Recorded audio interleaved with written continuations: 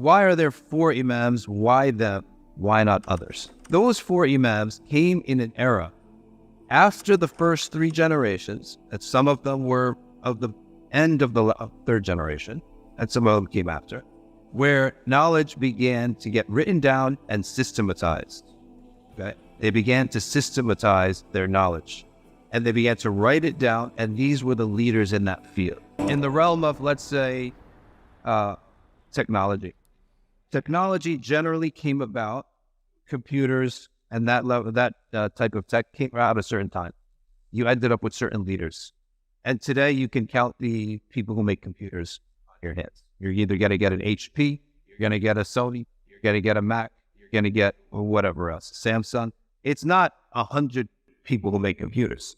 At a certain point, okay, they take up the whole market, and there's very hard for anyone to enter the market.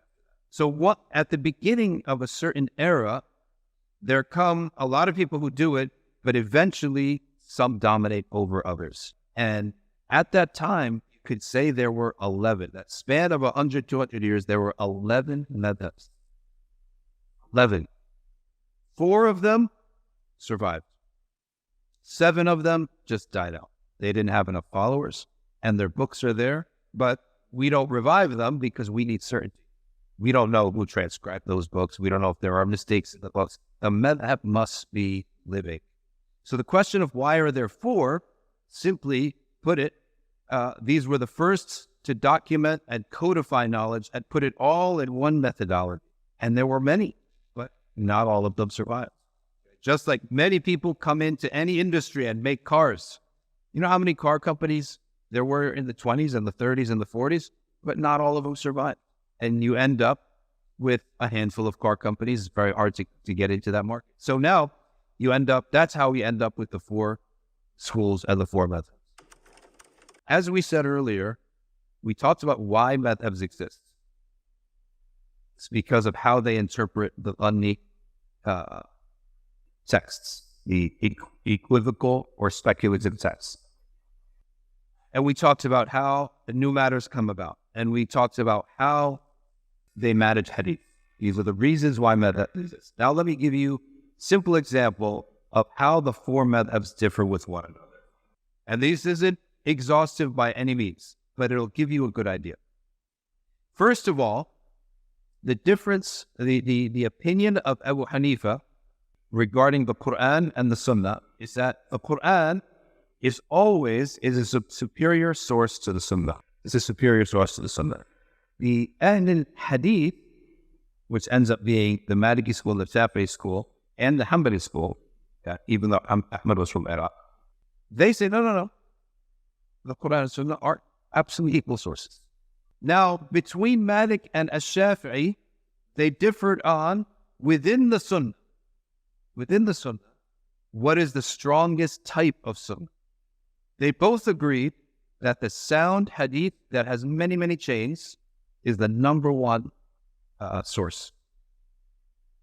They differed now on number 2. Malik said that the actions of the scholars of Medina and their rulings cannot possibly be wrong. It is equivalent with the first layer, what's called mutawazir, widespread. Shafi'i said no. So we can't say that. And he prefers the solitary hadith. Solitary means came down in 1 chain. Prefers that over Malik's opinion about the scholars of Medina. Malik's logic was that A, this is what his teachers were doing. And B, that it's impossible for a whole generation of scholars that close to the Prophet and the companions to have made a mistake. It's impossible. They 1,000 from 1,000, as Rabi'atul Ra'i said. So that's a difference between, one of the major differences between Malik and Ash-Shafi'i. What about Imam Ahmad? Imam Ahmad has a very unique take on this, and he holds all of it to be sunnah. And every statement of a companion, Ahmad, out of piety and honoring the companions, did not want to judge between them. All of that would be sunnah. That's why whenever you hear someone talk about Hanbali school, they will say in one of the opinions of the Hanbali school, because Imam Ahmad honored and respected every opinion of a companion. And he holds all of that to be sunnah. And Imam Ahmad honored hadith so much, he preferred a solitary hadith, even a not so strong hadith, over analogy. Whereas none of the other three before him would do that. If the report was not solid enough to make law upon, they prefer analogy over the weak hadith. That's a basic summary on why we ended up with 4 madhabs and how these 4 differ with one another.